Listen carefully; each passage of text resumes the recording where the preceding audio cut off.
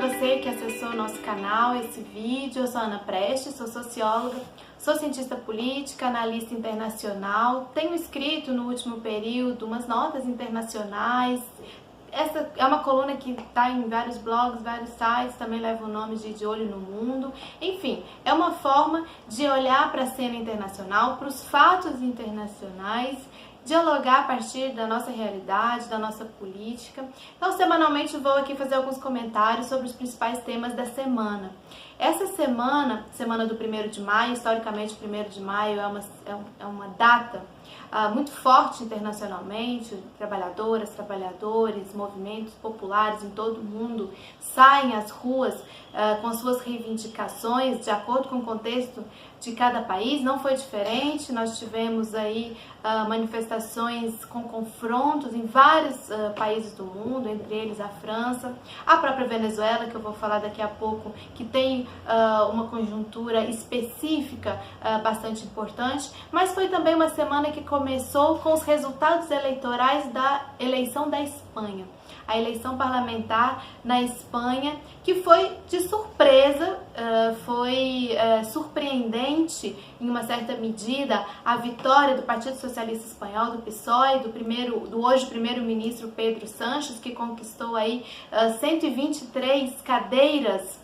no parlamento espanhol. Ainda tão distante de formar a maioria, mas o PSOE junto com Unidas Podemos já abarca uma grande parte dessa maioria que eles vão precisar conquistar, e agora eles vão ter que dialogar com grupos muito relacionados aos temas independentistas da Espanha, principalmente os parlamentares que são associados à luta pela independência da Catalunha. Esse é um tema bastante delicado, bastante espinhoso na Espanha. O próprio Sánchez teve bastante problema no período recente na sua relação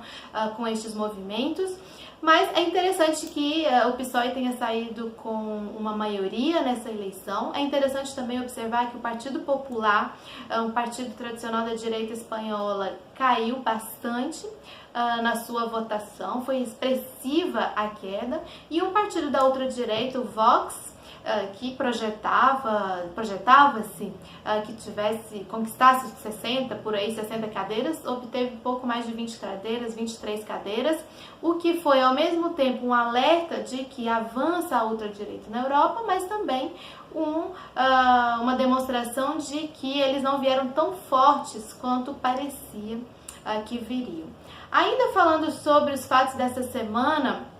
interessante que continua rendendo a visita de Bolsonaro aos Estados Unidos, ou a homenagem que Bolsonaro vai receber da Câmara de Comércio Brasil e Estados Unidos em Nova York no próximo dia 14 de maio. Essa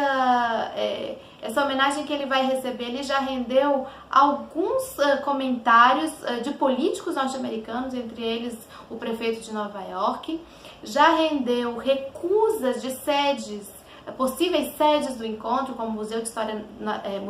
Natural de Nova York ou o restaurante Cipriani Hall, que se recusaram a sediar o evento. E agora empresas patrocinadoras do evento, como a Delta Airlines, o próprio jornal Financial Times, uma consultoria que é a Bain & Company, anunciaram que não vão mais patrocinar o evento, que se retiram do evento, não vão participar do evento, numa demonstração de que não querem associar as suas marcas aos valores defendidos por Bolsonaro, hoje presidente do Brasil. Ou seja, esse evento do 14 de maio,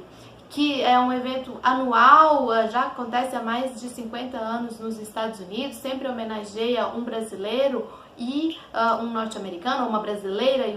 uma norte-americana, considerada a pessoa do ano, tem rendido bastante na imprensa internacional comentários sobre o governo Bolsonaro, e são comentários prejudiciais até para a imagem do Brasil, porque associam a imagem do governante brasileiro a uma série de pautas e temas como o machismo, a homofobia, o não respeito ao meio ambiente. Então vamos seguir observando como vai se dar esse evento lá no 14 de maio, que vai ser no Marriott, um hotel que aceitou sediar. Eles estavam sem sede, inclusive o Marriott foi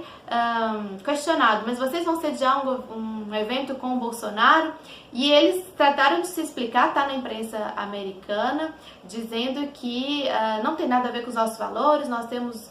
e prezamos pelos valores do respeito aos direitos humanos e ao meio ambiente, mas não foi um acordo comercial, foi uma tratativa comercial, nós alugamos o espaço sem ter nada a ver com o conteúdo do que vai ser tratado ali. Agora, eu queria dedicar esses últimos minutos aqui do nosso primeiro encontro para comentar sobre o principal fato internacional da semana. Na terça-feira, dia 30 de abril, nós amanhecemos com os noticiários, tanto na televisão, na rádio, na internet, muito focados no que estava acontecendo em Caracas, na Venezuela. Nós sabemos que há uma situação de tensão muito forte na Venezuela entre setores oposicionistas e o governo legítimo, o governo eleito e empossado recentemente de Nicolás Maduro na Venezuela. O líder da oposição, o instituído líder da oposição, Juan Guaidó, nessa terça-feira, 30 de abril, promoveu uma ação junto a uma outra liderança da oposição venezuelana, que é o Leopoldo López, que estava em prisão domiciliar. O Leopoldo López burlou a segurança nacional venezuelana no sentido de se retirar do espaço onde ele estava, da sua casa,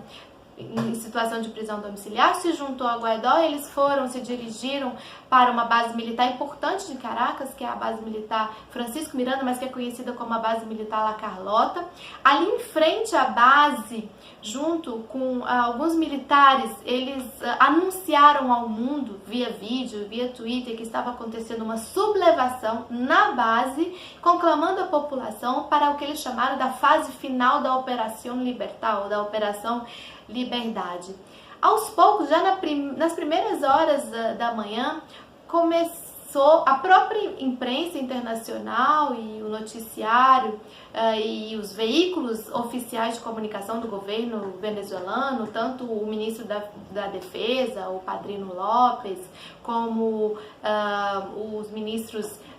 das Relações Exteriores, o ministro da Comunicação, começaram a desmentir uma série de fatos. Primeiro que não houve esse evento de libertação de Leopoldo López. O que ele fez foi realmente conseguiu transgredir ou burlar a Força Nacional de Segurança Bolivariana e as Forças Armadas Bolivarianas da Venezuela. Eles não estavam dentro da base La Carlota, o que é um fato bastante importante, ou seja, não se configurou um levante militar armado contra o governo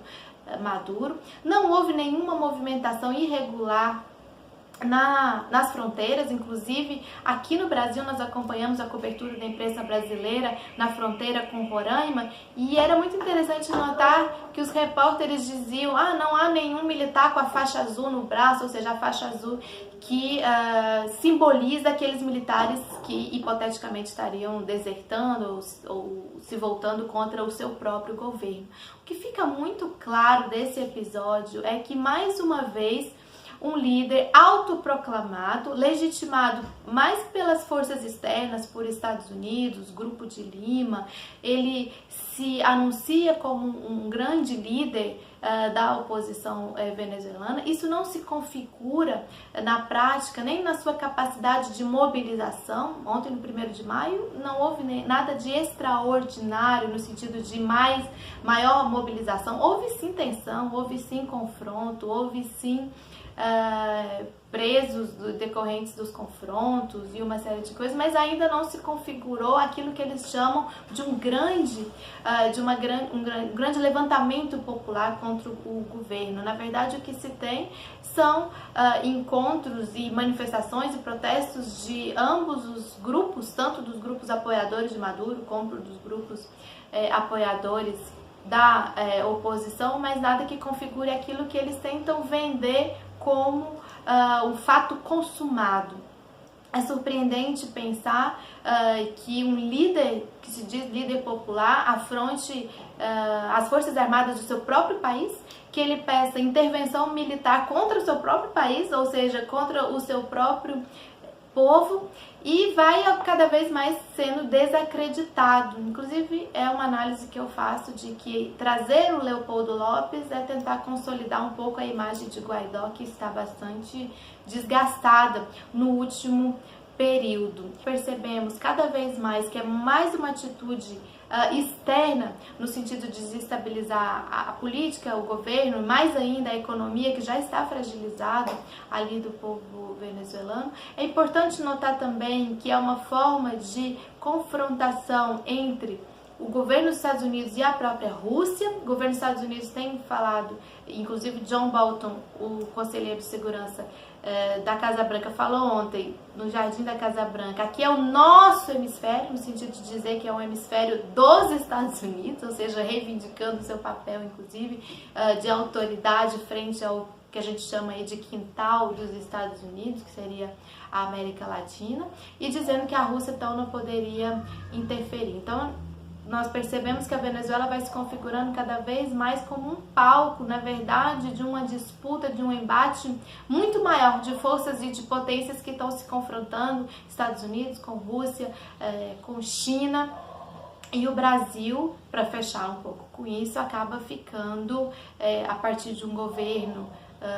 totalmente seguidista e subserviente aos ditames dos Estados Unidos, fica sendo mais um ator, um agente da desestabilização.